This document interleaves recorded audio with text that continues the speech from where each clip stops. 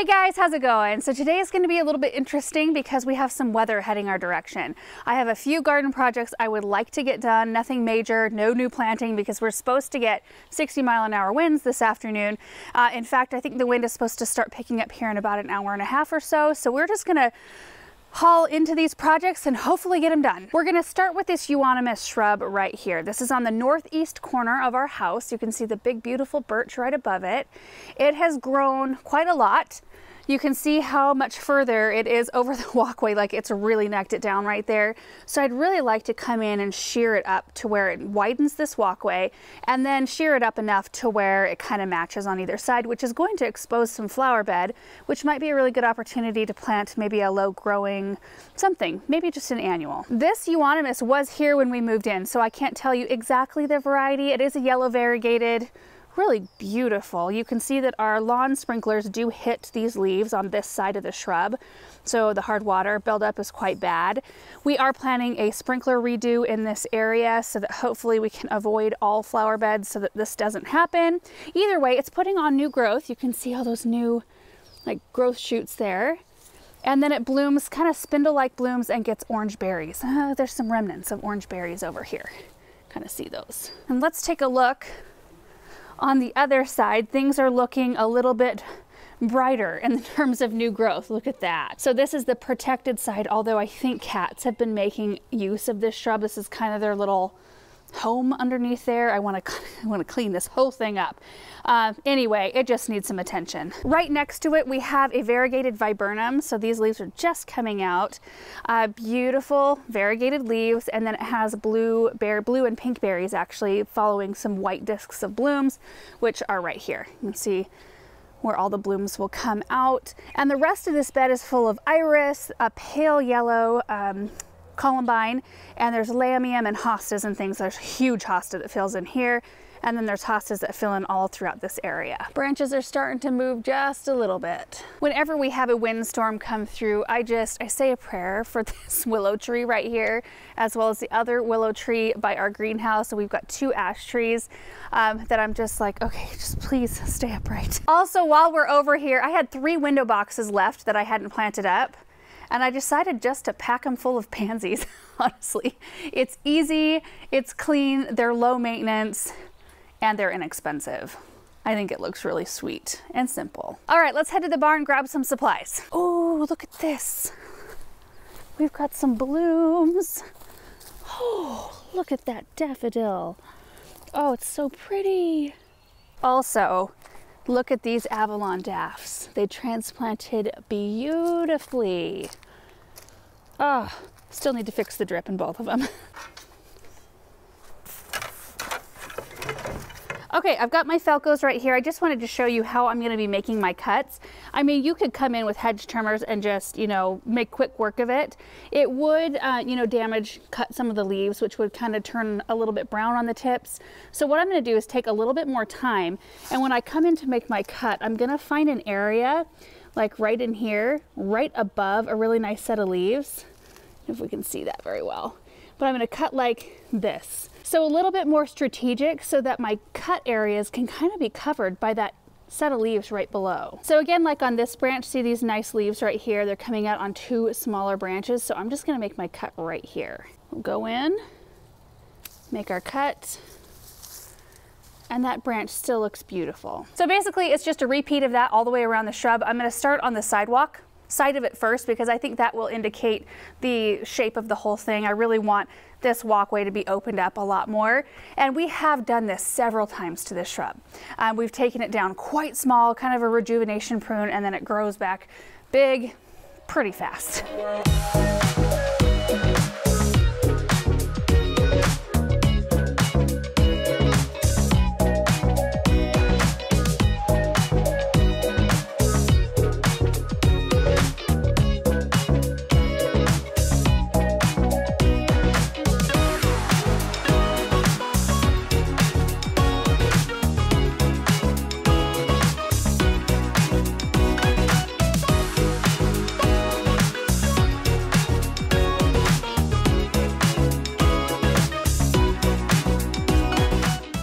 my goodness, you guys. Halfway there, you can see I stopped right here, and I'm gonna probably shape this just a little bit differently as well in the end. I kind of want to get the bottom done first though, but I completely forgot there's a stepping stone there. I'm not real sure what the purpose of that is, but I do remember seeing that at one point. I also found a T-ball we lost last summer, and this is taking on a bit of a different look than I had anticipated because there was so much dead underneath. Like a lot of the branches that you're seeing right there, they're not actually attached to any living leaves on the outside. And what we see, I mean, you'll see some branches with living leaves, but a lot of what was over here that was still alive was from up above. So it was just growing down over all of the dead scrubby stuff underneath. So I decided just to clean it all the way up. But oh my goodness, you can see the sidewalk. You can see the sidewalk.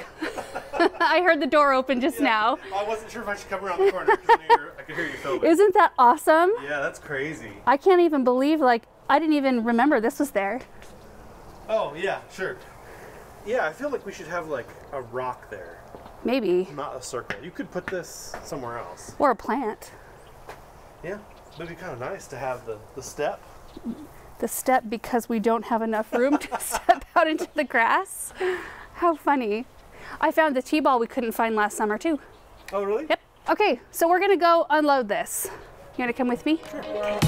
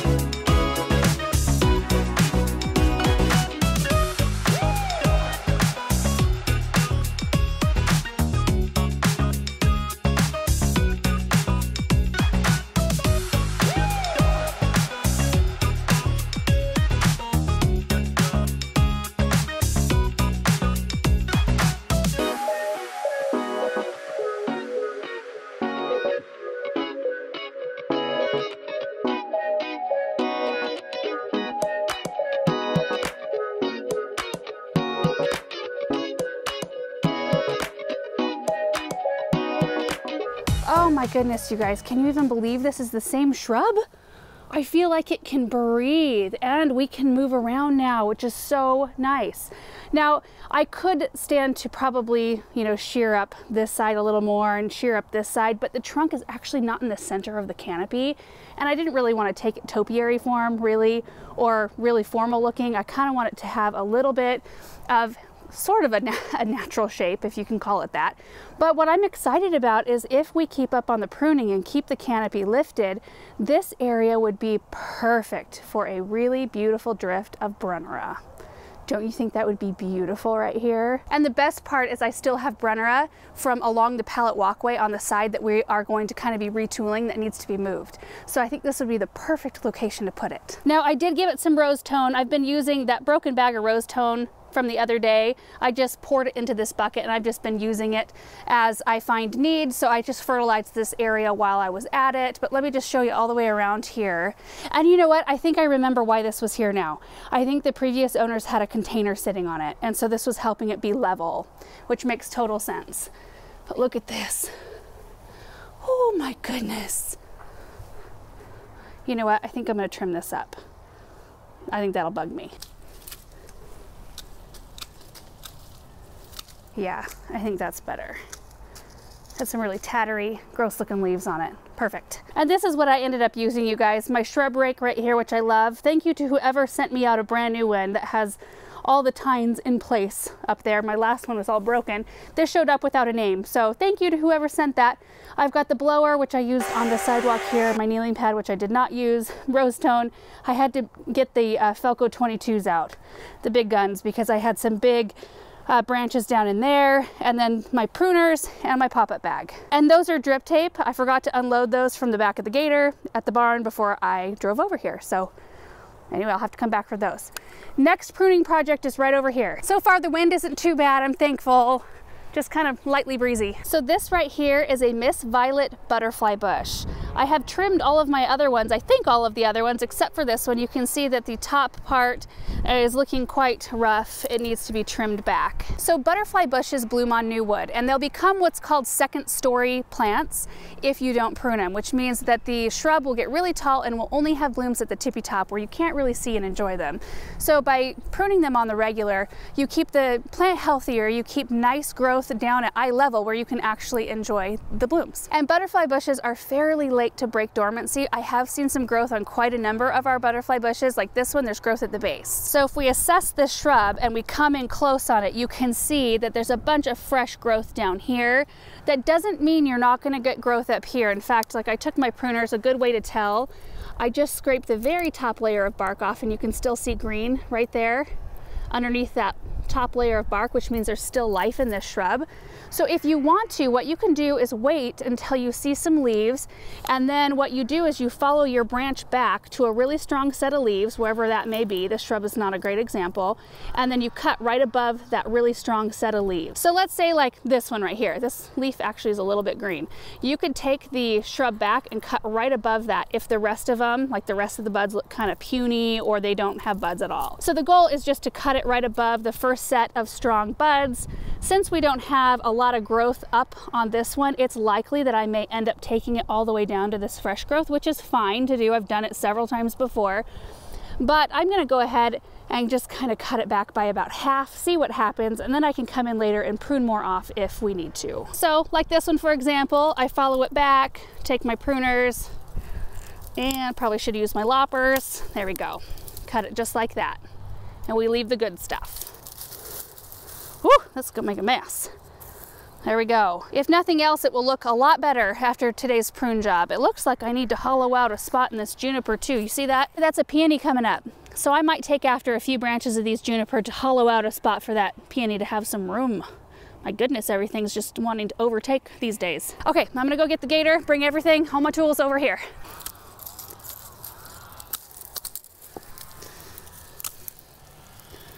Okay guys, so I just started cutting on that butterfly bush and it looks like there's only one branch that has life still left in it. This is what the rest of them look like.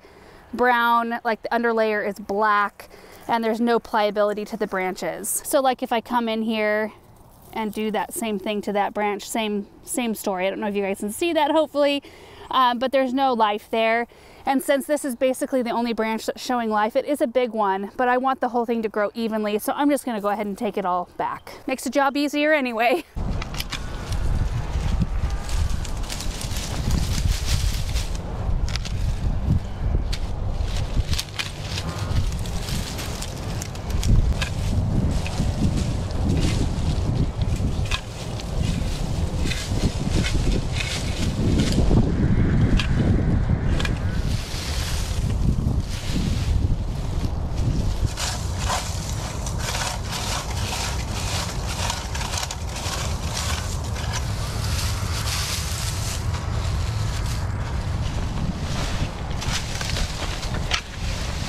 All right, that is better. So here's a close-up look at the butterfly bush, and it'll be amazing how much this shrub actually grows this year, and it'll bloom. Everything will be fine with it, and it'll all be fresh growth, which will be nice. And carved out a little bit of room for the peony. I might need to carve a little bit more, but it does look a lot better. And just like with the Euonymus, I could have just kept going and going, just cutting dead out and raking it out underneath. You guys know how it gets under evergreen shrubs like this. Whew.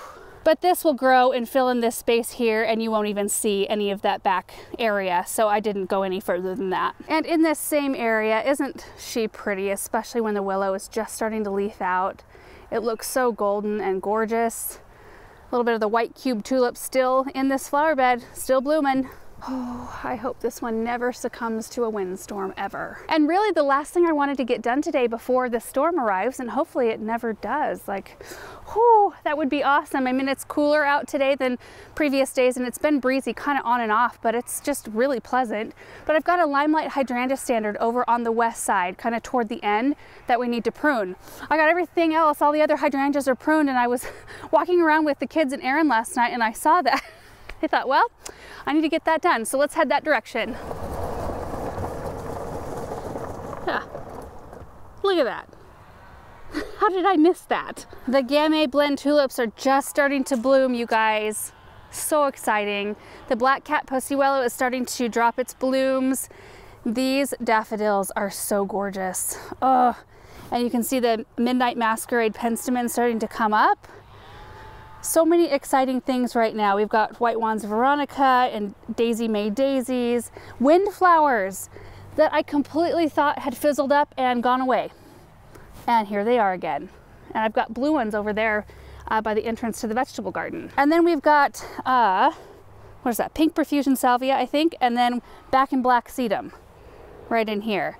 But this is the Hydrangea Standard, and you can see it's starting to leaf out a little bit, and we need to get this pruned. And we typically take standards down fairly far. If you look in here, you can kind of see where I took last year's cuts right in here.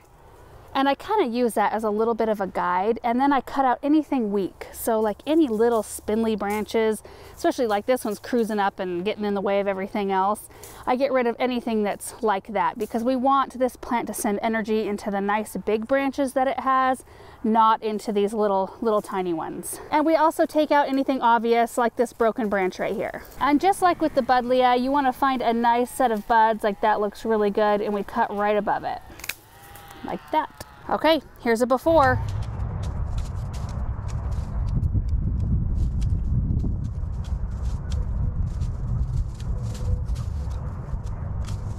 And there's the after. And honestly, you can take them back more than this if you want, but I'm not going to this year. There was also, like from right here, there was a really strong, healthy branch coming right up through the center, but it kind of just messed with the framework. So I did cut that one out. And there are a bunch of little like twiggy things that aren't really alive. I could go in and clean this up, but you know, in no time, this whole thing will be full of leaves and it will be a lot happier having been pruned. Okay, one more load to go dump, and then I think we're gonna call it for today. We beat the windstorm, it's awesome.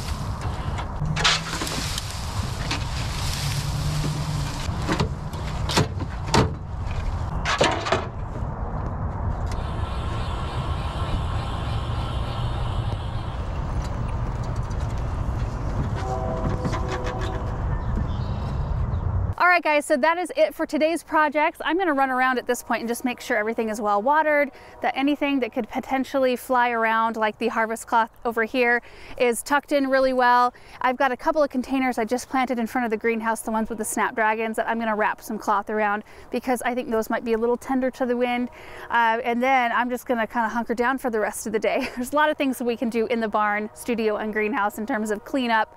We're already starting to accumulate, you know, the pile that happens during the season when we're really busy. So anyway, thank you guys so much for watching today's video. I hope it was helpful seeing a few pruning projects. Hope you're having a great day, and we will see you in the next one. Bye.